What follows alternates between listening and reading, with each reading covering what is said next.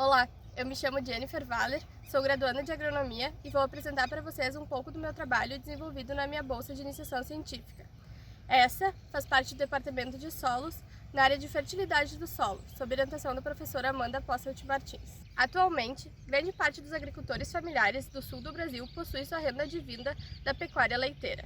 A busca da otimização desse sistema, que possui como base da alimentação dos animais milho, silagem, e normalmente possui baixas produtividades e alto custo de produção, é frequente. Nesse contexto, a presença de resíduos culturais sobre o solo entra como uma alternativa desse sistema de produção. Estes possuem papel fundamental na recuperação de solos exauridos, ajudando na melhoria e manutenção das características físicas, químicas e biológicas do solo. O trabalho teve como objetivo analisar a cobertura do solo sobre implementação de diferentes plantas de cobertura hibernais e também sobre o efeito da escarificação. Além disso, objetivou-se analisar a produção de resíduo ao final do inverno, também como a temperatura do solo, da palhada e da planta de milho durante sua fase de pendoamento. O experimento vem sendo conduzido desde abril de 2018 aqui no município de Roca Salles. O mesmo conta com 4 coberturas do solo, sendo essas aveia com ervilhaca, nabo e pousio, além de diferentes sistemas de manejo, considerando então escarificação ou não.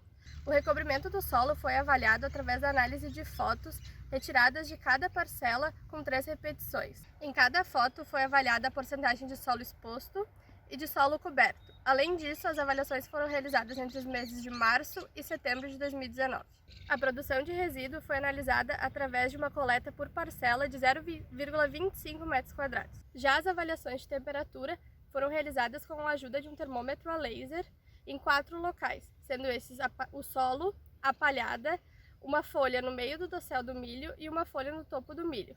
Além disso, também foi visto o valor em condições de sombra e sol.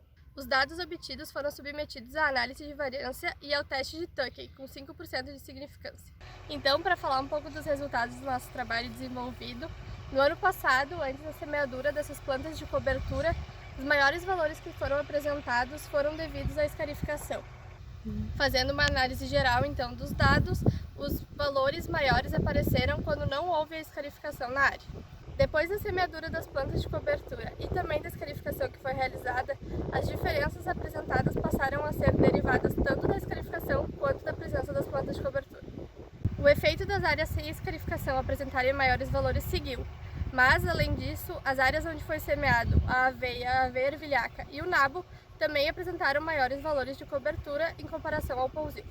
As diferenças entre as parcelas se mantiveram, então, até 1 mês e meio após a semeadura das plantas de cobertura, quando os tratamentos, considerando aveia ervilhaca, nabo e pousio, passaram a se equiparar em relação à cobertura do solo. Considerando, então, a produção de resíduo das plantas de cobertura, não houve diferença devido à escarificação, mas, considerando as plantas de cobertura semeadas, o nabo apresentou os maiores valores de produção e, em último lugar, ficou o pousio, onde não foi semeada nenhuma planta de cobertura.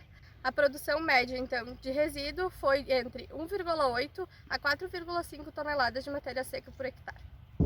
Então, ao final do ciclo das plantas de cobertura, elas foram dessecadas antes da plantação do milho e, posteriormente, durante o desenvolvimento do milho, foram medidos alguns dados de temperatura para análise. No dia que foram realizadas as avaliações no milho, e no solo e na palhada, a temperatura do ar estava em média de 31 graus Celsius. Considerando as medições realizadas tanto no solo quanto na palhada, independente da condição de sol ou sombra, os maiores valores resultantes foram na palhada. Considerando a condição de sol e as folhas no topo do dossel e no meio do dossel, os maiores valores foram obtidos nas folhas no meio do dossel. Considerando as condições de sombra, as folhas no meio do dossel apresentaram maiores valores quando associada à escarificação às plantas de aveia e nabo. Já considerando as condições também de sombra, quando foram medidas as folhas no topo do dossel, os maiores valores foram apresentados quando houve associação entre a escarificação e o pousio. Os resultados mostram que os tratamentos impactam na proteção do solo, sugerindo efeitos de longo prazo na qualidade do solo.